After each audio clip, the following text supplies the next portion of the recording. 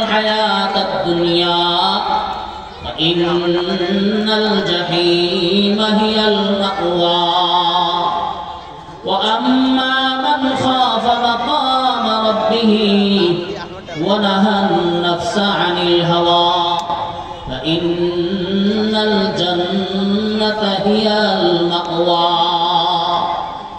আল্লাহ বলেন বান্দা দুই রকম বান্দার ফলাফল দুই রকম। বান্দা কয় রকম? দুনিয়ার সব মানুষ এক রকম না বিভিন্ন রকম? কথা বললেন, দুনিয়ার সব মানুষ এক রকম না বিভিন্ন রকম? আবার সবাই মানুষও না, কিছু আছে সুরতে মানুষ, আসলে মানুষ না। আমার কথা না, কোরআনের কথা। ওয়ালাকাদ যারানা লিজাহান্নামা কাসীরাম মিনাল জিন্নি ওয়াল ইনস লাহুম কুলুবুন লা ইয়াফকাহুনা বিহা ওয়া লাহুম আ'য়ুনুন লা ইউবসিরুনা বিহা ওয়া লাহুম আযানুন লা ইয়াসমাউনা বিহা উলাইকা কাল আনআম বাল হুম আযাল্লু উলাইকা হুমুল গাফিলুন। আমার আল্লাহ বলেন কিছু মানুষকে আমি জাহান্নামের জন্য বানাইছি, কিছু জিনকে আমি জাহান্নামের জন্য বানাইছি। তাদেরকে বলে যাদের দিল আছে কিন্তু দিল দিয়া বুঝে না, চোখ আছে কিন্তু চোখ দিয়া দেখে না, কান আছে কিন্তু কান দিয়া শুনে না। তাদের সব কিছু আল্লাহ দান করেছেন কিন্তু ব্যবহার করে না। আমার আল্লাহ বলেন উলাইকা কাল আনআম, এরা আকারে মানুষ হলেও প্রকারে শয়তান ছাড়া আর কিছু না। ঠিক না বেঠে? আদমিয়ত লাজেমাস, আদমিয়ত লাজেমাস, মুদেরা গর্বুনা বাশত হি জামাস, গর্ব सूरत आदमी इंसाबुदे अहमदोबू जहलो हम एक साबुदे आदमियत लहमो शहमो पुस्तनीस आदमियत जुजरे जाए दुस्तनीस। আমার আল্লাহ বলেন ফাআম্মা মান তাগা ওয়া আথারা আল হায়াতাদ দুনিয়া ফাইন্নাল জাহিমা হিয়াল মাওয়া ওয়া আম্মা মান খাফা মাকামা রাব্বিহ ওয়া নাহান নাফসা আনিল হাওয়া ফাইন্নাল জান্নাতা হিয়াল মাওয়া। আমার আল্লাহ বলেন বান্দা দুই রকম, সুতরাং বান্দার ঠিকানাও দুই রকম। এক রকম বান্দা আছে আমার কথা মানে না, নবীর কথা মানে না, কোরআনের কথা মানে না, হাদিসের কথা মানে না। কোরআন হাদিস তাকে একটা বর্ডার দিয়ে দেয়, কিন্তু সে সব সময় সেই বর্ডারকে ক্রস করে। আম্মা মান তাগা, যে ব্যক্তি সীমা লঙ্ঘন করে, ওয়া আথারাল হায়াতাদ দুনিয়া, এই সীমা লঙ্ঘনের পিছনে কারণ কি? বলে দুনিয়ার জীবনকে প্রাধান্য দেয়, সব কিছুর মধ্যে দুনিয়ার জীবনকে প্রাধান্য দেয়। বলে নামাজের প্রয়োজন কি? নামাজের টাইমে যদি ইনকাম করি ইনকাম বেশি হবে, এরকম মানুষ আছে না নাই? আল্লাহ বলেন ফাআম্মা মান তাগা ওয়া আথারাল হায়াতাদ দুনিয়া, যে ব্যক্তি সীমা লঙ্ঘন করলো, ওয়া আথারাল হায়াতাদ দুনিয়া, আর দুনিয়ার জীবনকে প্রাধান্য দিল, দুনিয়ার বাড়িকে প্রাধান্য দিল, দুনিয়ার গাড়িকে প্রাধান্য দিল, দুনিয়ার বাড়ি গাড়ি করতে গিয়া হারাম ইনকামের মাধ্যমে টাকা পয়সা উপার্জন করেওয়ালা মানুষ দুনিয়াতে নাই। কথা বুঝতেছেন আমার? হ্যাঁ, দুনিয়ার বাড়ি গাড়ি করতে গিয়া হারাম ইনকাম করেওয়ালা মানুষ নাই না? আছে, আছে মানে আরো বেশি আছে। ঠিক না বেঠে?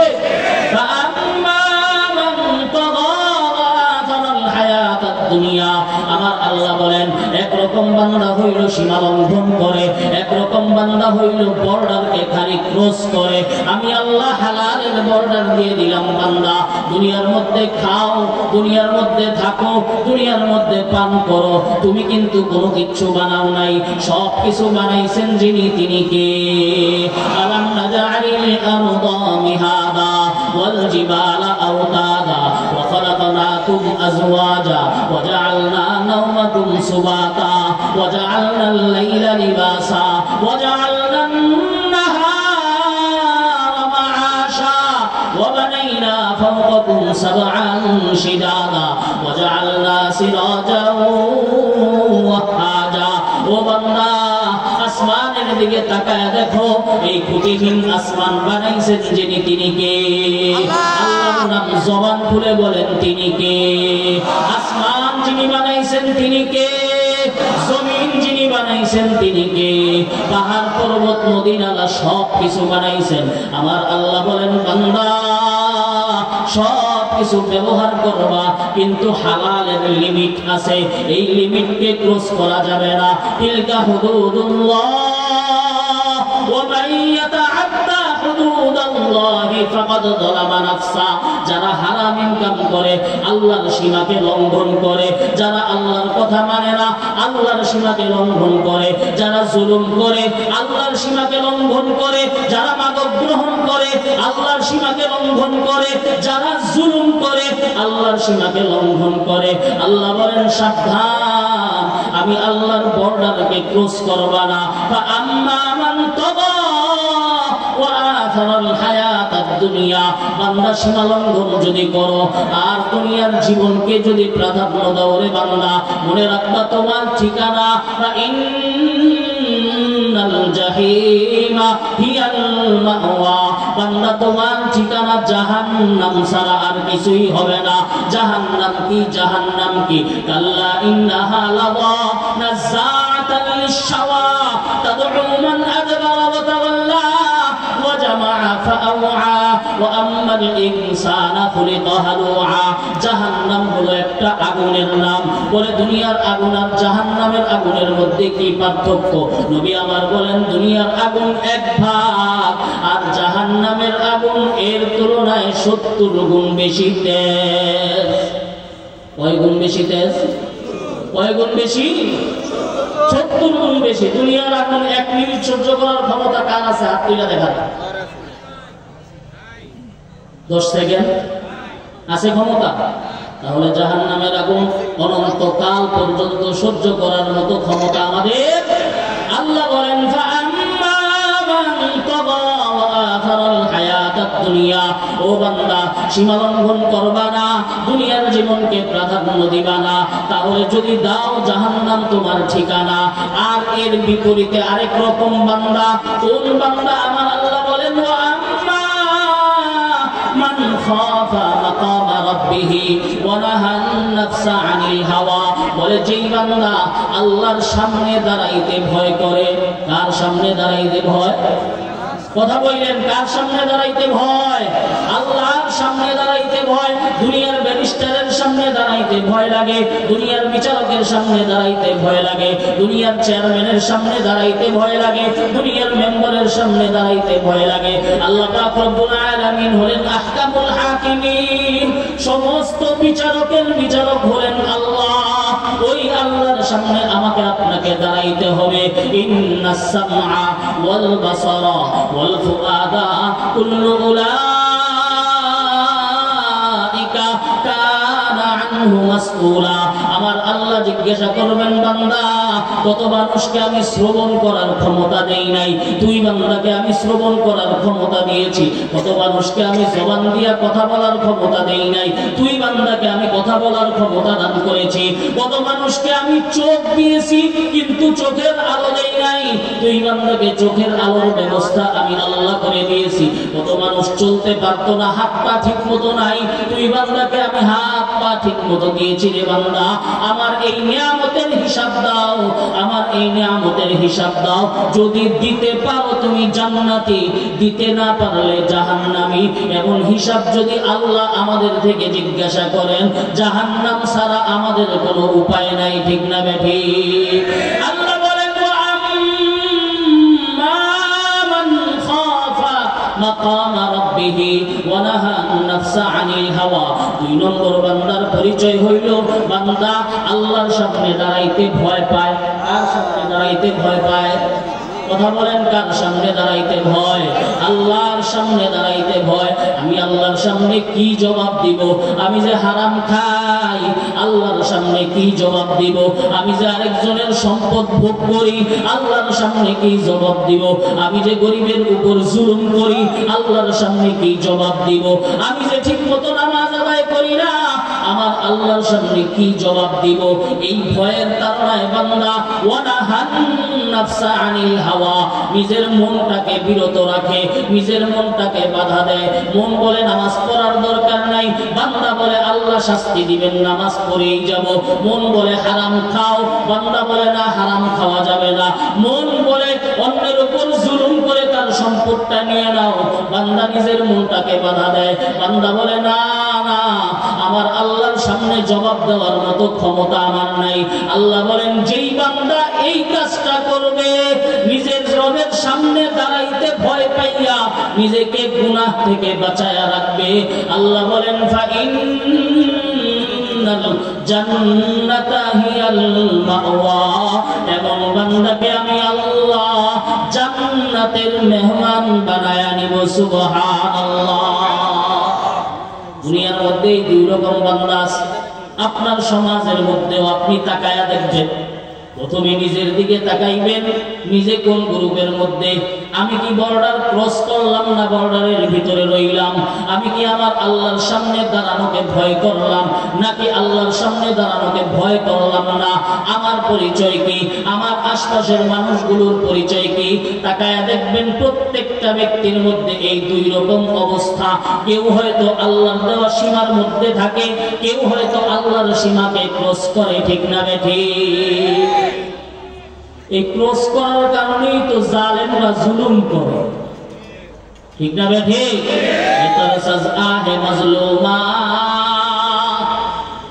বেতর সাজা হে মাজলুমা কে হঙ্গামে দুআ করদান, ইজাবত আজদরে হক বহরে ইস্তিকবাল বি আয়া।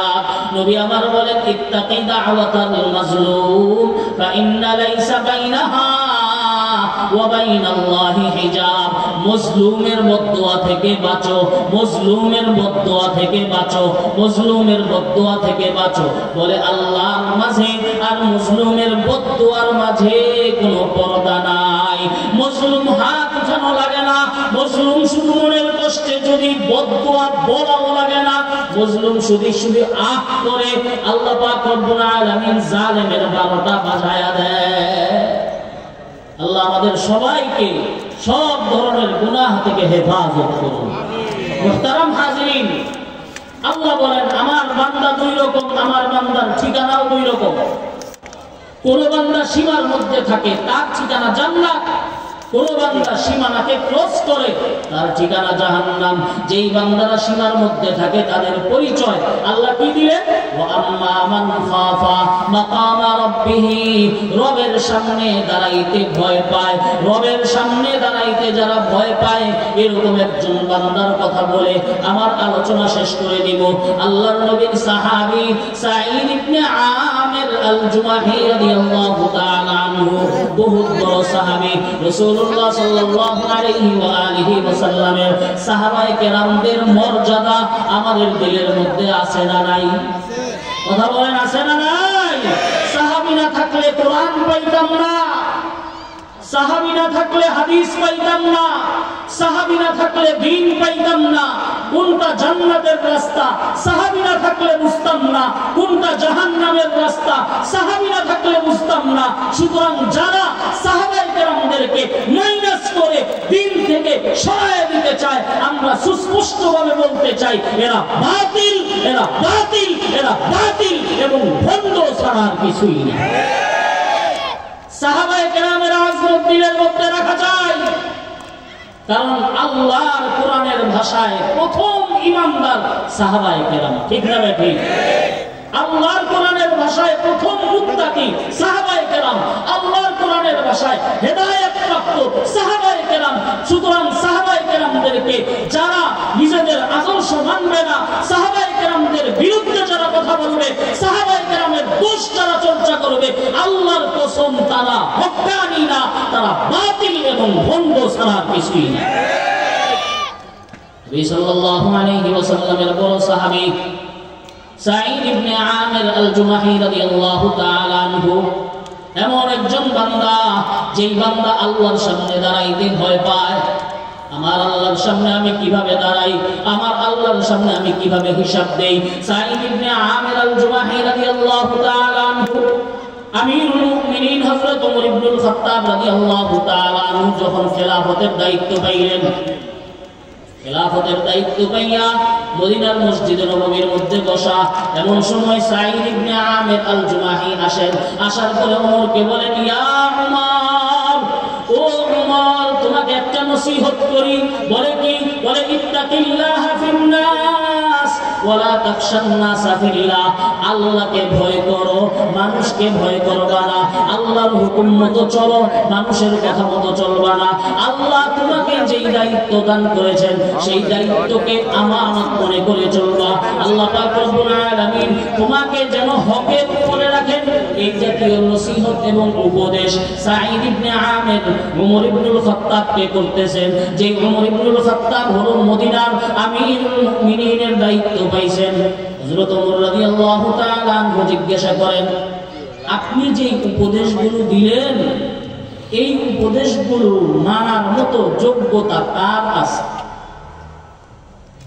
সাঈদ ইবনে আমির আল-জুমাহি বলে, তোমার মধ্যে আছে। তুমি ওমরের মধ্যে থাকার কারণেই আল্লাহ তোমাকে এই গুণ দান করেছে। তুমি ওমরের মধ্যে থাকার কারণেই আল্লাহ তোমাকে আমিরুল মুমিনিন বানাইছে। তুমি ওমরের মধ্যে এই যোগ্যতা আছে। হযরত ওমর ইবনুল খাত্তাব রাদিয়াল্লাহু তাআলা আনহু বলে, আমি হিমস এলাকার গভর্নর বানাইয়া তোমাকে পাঠাইতে চাই। হিমস এলাকার গভর্নর, সিরিয়ার দামেস্কের একটা এলাকা, হিমস এলাকার গভর্নর তোমাকে বানাইতে চাই।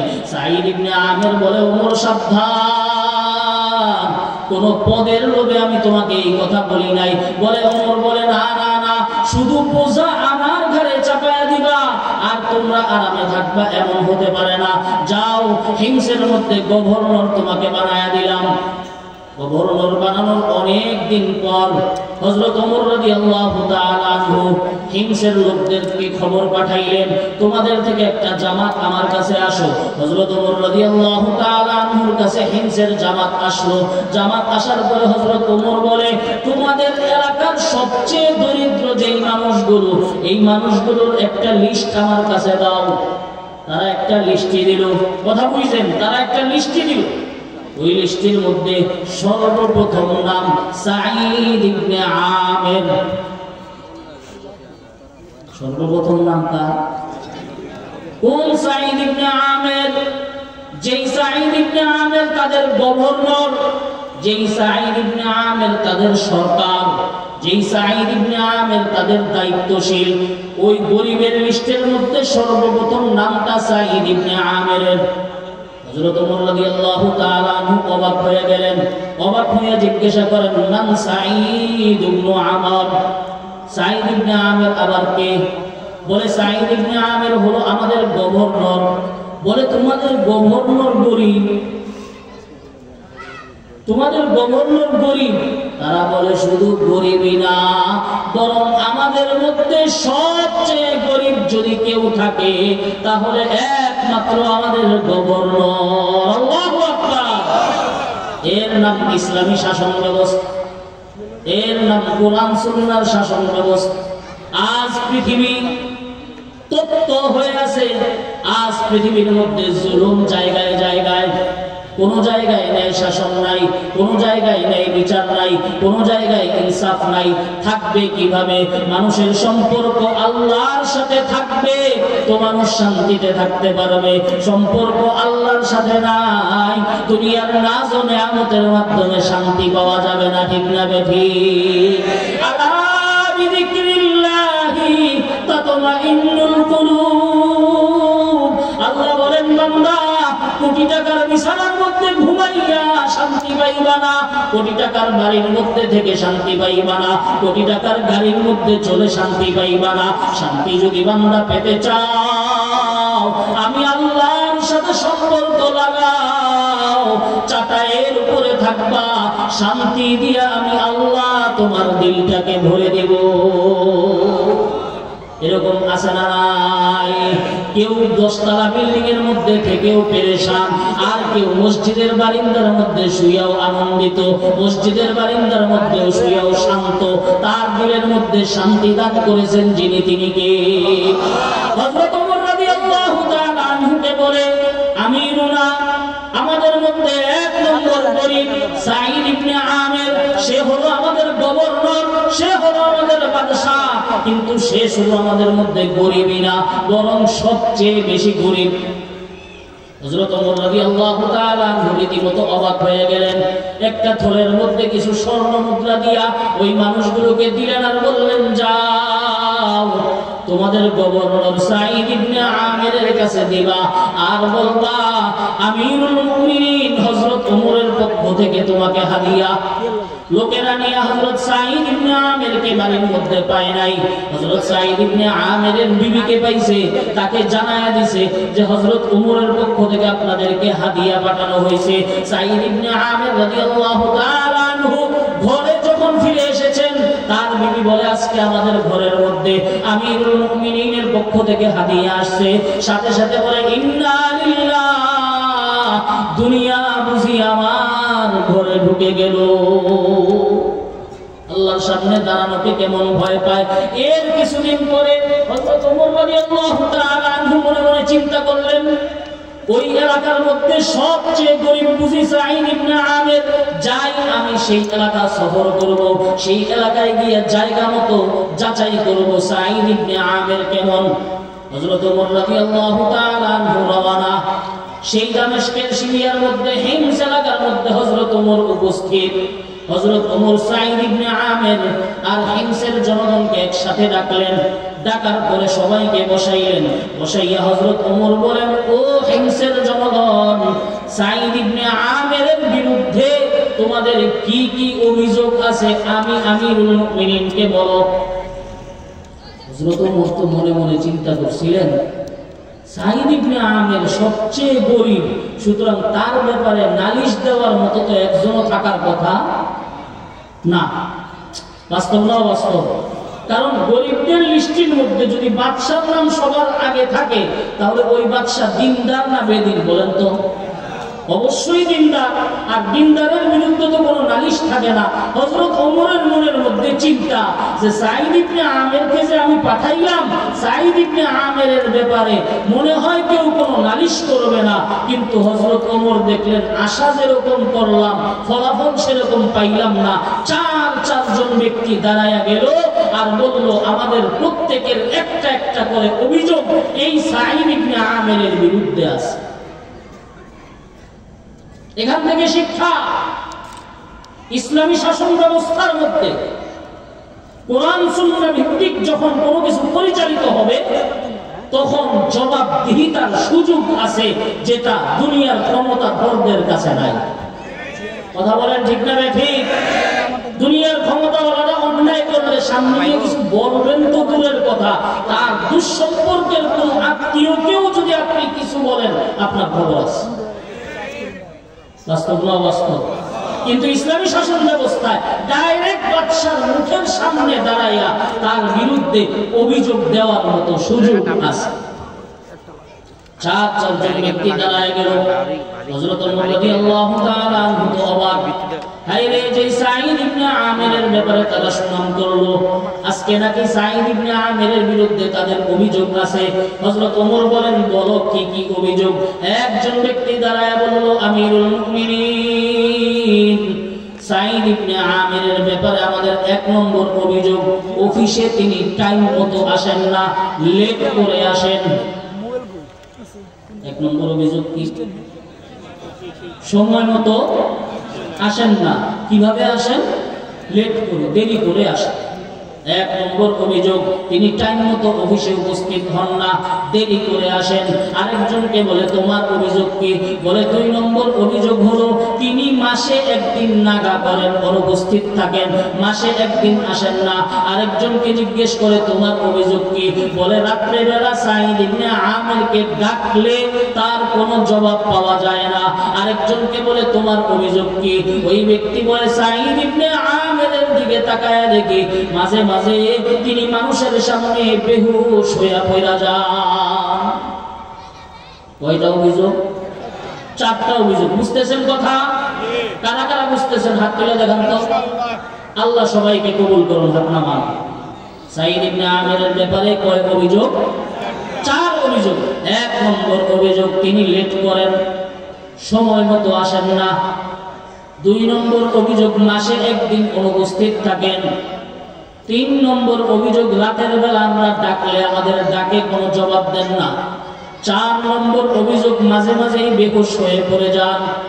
আমিরুল মুমিনিন হযরত ওমর রাদিয়াল্লাহু তাআলা আনহু সাঈদ ইবনে আমিরের দিকে তাকায় বলেন, সাঈদ, তোমার বিরুদ্ধে 4টা নালিশ, প্রত্যেকটা নালিশের জবাব দিতে হবে তোমাকে, আর না হলে তুমি মানুষের সামনে লাঞ্ছিত হয়ে যাইবা। সাঈদ ইবনে আমির বলে, আমিরুল মুমিনিন, কিছু বিষয় গোপন রাখতে চাইছিলাম, মনে হয় আল্লাহ সেই বিষয়গুলোকে প্রকাশ করে দিবে। সাঈদ ইবনে আমির বলে, আমার বিরুদ্ধে 1 নম্বর অভিযোগ, আমি সময় মতো আসি না, একটু দেরি করে আসি।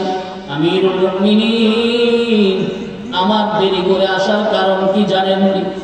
আল্লাহ আমাকে এমন গরীব বানাইছে, আমার ঘরের মধ্যে গোলামের কোনো ব্যবস্থা নাই, আমার ঘরের মধ্যে কাজের লোকের কোনো ব্যবস্থা নাই, কাজগুলো নিজেই করতে হয়, নিজে আর নিজের বিবি মিলে কাজগুলোকে করি, নিজেরাই কাজকর্ম করার কারণে মাঝে মাঝে সময় আমার দেরি হয়ে যায়, নিজের ঘরের কাজবাজ শেষ করে আসতে আসতে আমার দেরি হয়ে যায়।